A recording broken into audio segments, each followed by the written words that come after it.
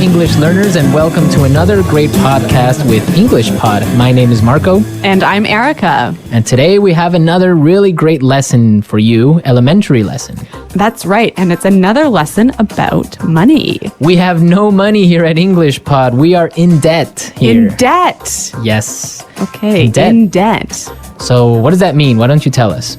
If I owe you money, I'm in debt. In debt. In fact, I think I am in debt to you.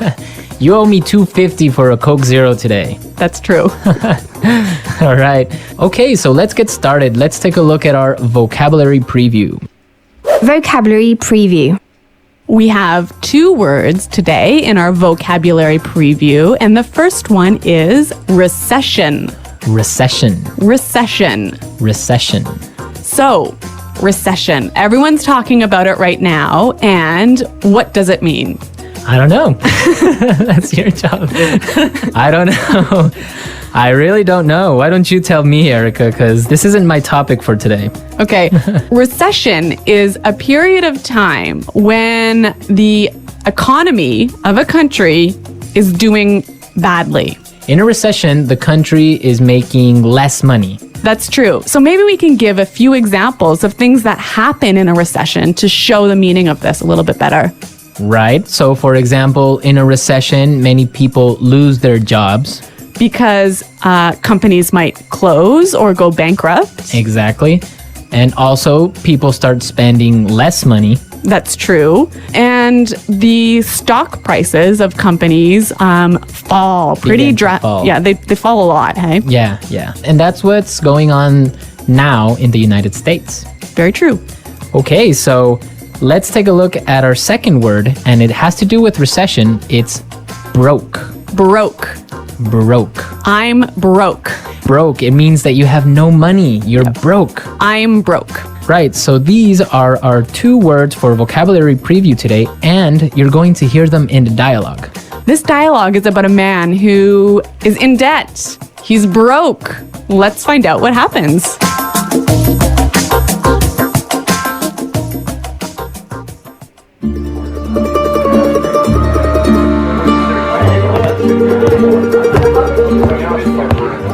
Hello, I'm here to see Mr. Corleone. Right this way, sir.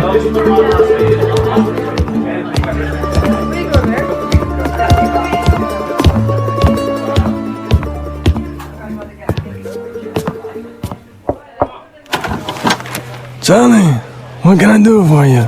Mr. Corleone, I'm really sorry to trouble you, but I need your help. Anything for you, Charlie. Your father was like a brother to me. Well, sir, you see, this recession has hit me pretty hard. I lost my job and I'm in a lot of debt. I see.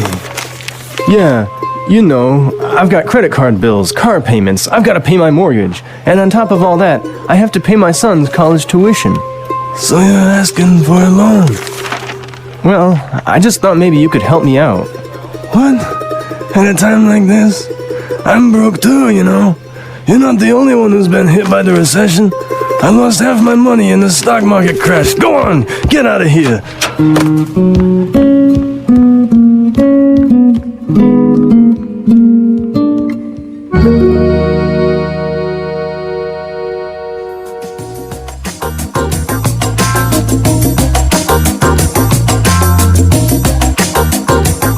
Okay, so that was a bit unexpected. Yeah, that was certainly strange. He didn't go to the bank to ask for money, did he? No, he went to the mob, and the mob is broke. Oh no, you know it's a bad recession when even the mob runs out of money. All right, so why don't we start by looking at our language takeaway? Language takeaway. All right, so for today's language takeaway, we have 4 words from the dialogue, which we think are really important. Yes, so why don't we start with the first one? Loan. Loan. Loan. Loan. So Erica, tell us about a loan. What is a loan? Okay, when you borrow money, you get a loan. A loan, yes. Not to be confused with alone, like by myself. No, so this is L-O-A-N. Loan. Right. Okay, great. Let's take a look at our second word, mortgage. Mortgage. Mortgage. Mortgage. Now, this is very common. I'm sure many of you have mortgages. What is a mortgage? A mortgage is a type of a loan. Basically, it's a loan that helps you to buy a house. A house or a property. Yeah. So this is a funny word. I mean, there's this strange mortgage with a T.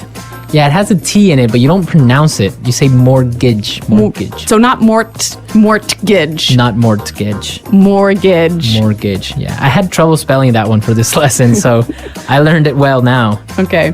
Let's move to our third word today. Hit me pretty hard. Hit me pretty hard. Hit me pretty hard. Hit me pretty hard. I think we have some examples that will help us understand this phrase. Example 1. My divorce hit me pretty hard. I'm so depressed. Example 2. This cold has hit me pretty hard. I've been in bed for a week. Example 3. The news of Fluffy's death hit me pretty hard. I've been crying for days. Okay, so that's a lot clearer. Yeah. Great. Why don't we take a look at our last word for language takeaway? Tuition. Tuition. Tuition. Tuition. So this is the money you have to pay to your school so that you can study there. Right. Usually it's in college, right, or university. Yeah, but sometimes in some countries you have to pay tuition for public school. Okay, great. So it's time to listen to our dialogue again, and it's going to be slower so we can listen to all the words that we just talked about.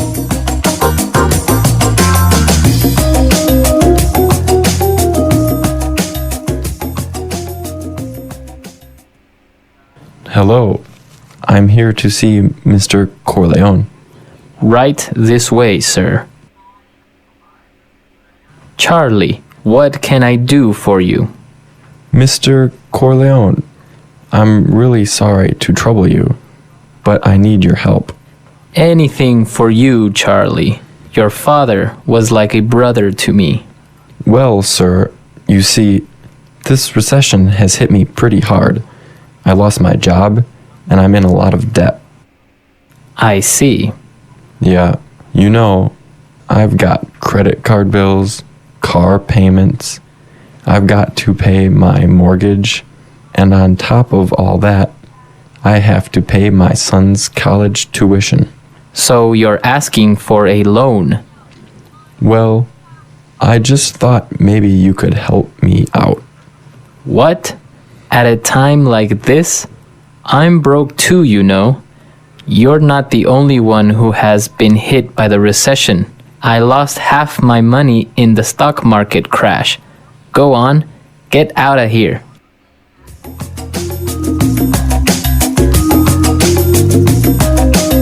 Okay, so I think a lot of the key language we just talked about is a lot more clear now. But you know, I also noticed some really interesting phrases in this dialogue.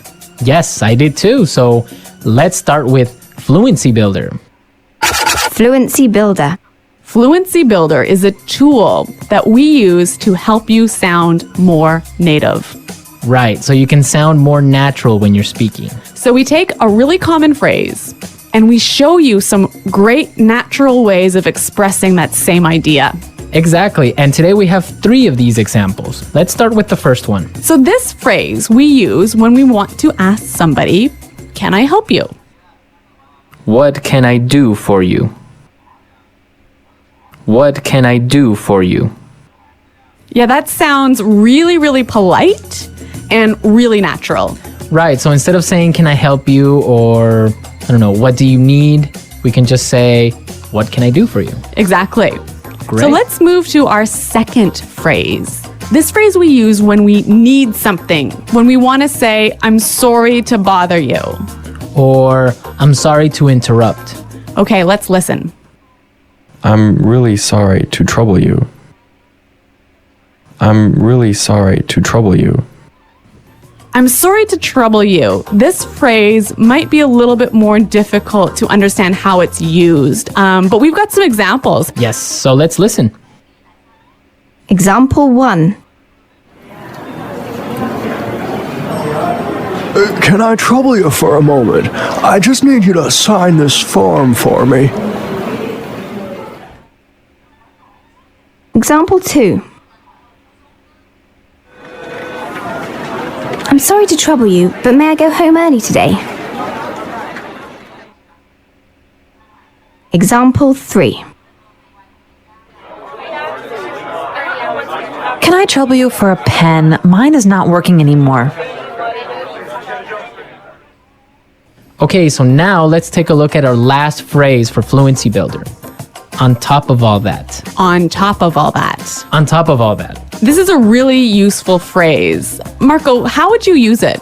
Well, for example, today I lost my job, Oh no. my car got stolen, Oh my God. and on top of all that, my girlfriend broke up with me. That was a terrible day. It was. But don't worry, you can use this phrase also in a positive way. That's true. You could say, so today was a really great day.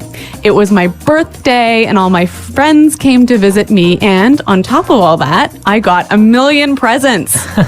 That is a great day. So you can use on top of all that in this way. It's like, and also. And also, yeah. Yeah, so on top of all that. So we are ready to listen to our dialogue a third time. We can hear all the words that we just talked about and all the phrases, and you'll definitely be able to understand a lot better now.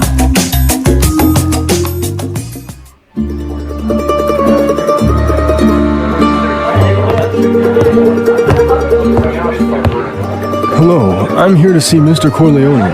Right this way, sir.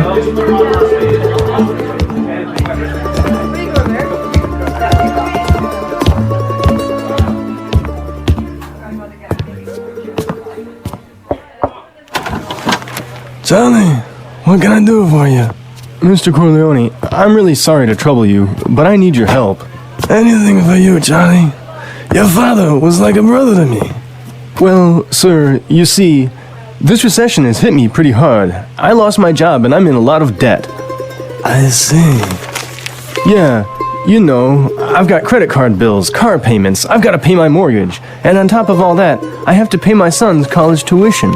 So you're asking for a loan? Well, I just thought maybe you could help me out. What? At a time like this? I'm broke too, you know. You're not the only one who's been hit by the recession. I lost half my money in the stock market crash. Go on, get out of here.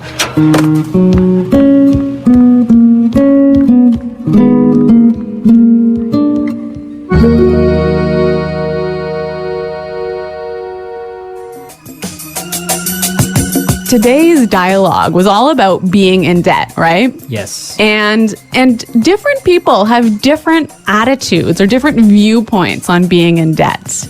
Yes, that's true. For example, in North America and in Canada, it's a really common thing. Yeah, it's actually almost good to be in debt.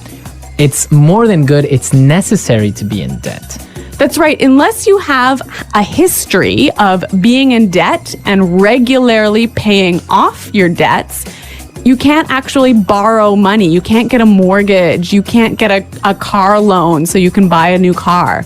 Right, that's called a credit history. So you must have a good credit history in order to be able to, like you say, buy a car or buy a house. Yeah, and you know, the funny thing is, when I was in university, maybe I was 18 years old, the first thing that happened at university was, you know, banks came to our university and started offering you credit cards. So you can get a credit card when you're 18, no problem.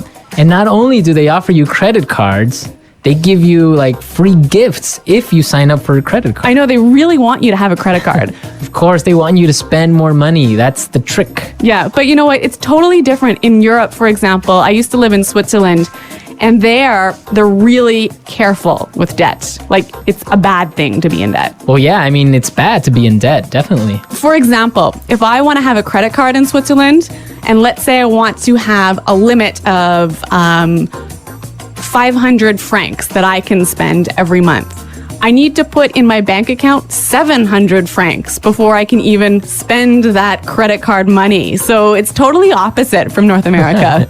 Well, yeah, I mean, in North America, it's crazy the way that people are in debt, and it's showing now with the recession, right? Yeah, that's true.